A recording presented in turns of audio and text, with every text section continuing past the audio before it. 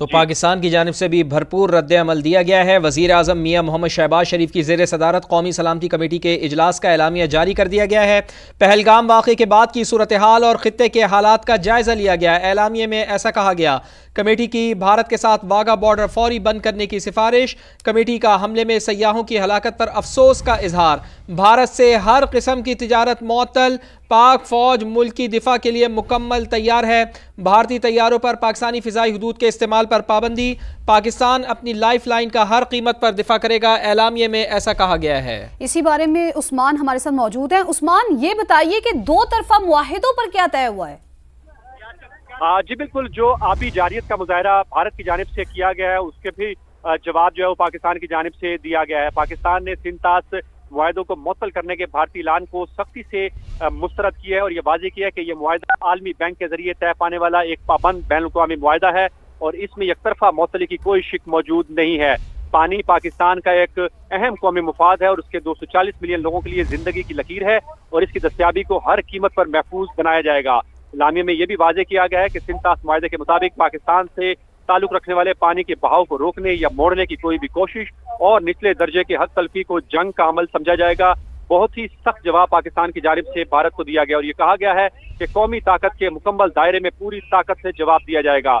भारत के लापरवाह और गैर जिम्मेदाराना रवैये को नोट किया जा रहा है और जो कि बैन अक़वामी कन्वेंशन, अक़वाम मुत्तहिदा की सलामती कौंसिल की करारदादों और बैन अक़वामी जिम्मेदारियों को अपनी मर्जी से नजरअंदाज करता है। ये भी कहा गया है कि पाकिस्तान भारत के साथ तमाम दो तरफा मुआहिदों को मुअत्तल करने का हक इस्तेमाल करेगा और ये भी कहा गया है कि ये इन तक महदूद नहीं है बल्कि शिमला मुआहिदा जब तक कि भारत पाकिस्तान के अंदर दहशतगर्दी को हवा देने के अपने ज़ाहिरशुदा रवैये से बात नहीं आता, बैन अक़वामी कत्ल और कश्मीर पर बैन अक़वामी कानून और अक़वाम मुत्तहिदा की करारदादों की अदम तकमील भी शामिल है। ये भी कहा गया है कि पाकिस्तान फौरी तौर पर वाघा बॉर्डर पर जो पोस्ट है वो बंद कर रहा है और इस रास्ते से भारत से तमाम सरहद पार आमदोरफ्त बगैर किसी इस्तिस्ना के मुअत्तल करने की सिफारिश जो है वो कर दी गई है। ये अहम फैसला है और ये भी कहा गया है कि 30 अप्रैल 2025 से पहले इस रास्ते से वापस आ सकते हैं जो लोग फौरी तौर पर आना चाहते हैं। पाकिस्तान भारतीय शहरियों को जारी करता सार्क वीजा इस्तिस्ना जो है वो भी खत्म कर रहा है और इसके तहत तमाम वीजों को मुअत्तल समझा जाए और उन्हें फौरी तौर पर मनसूख किया जाएगा।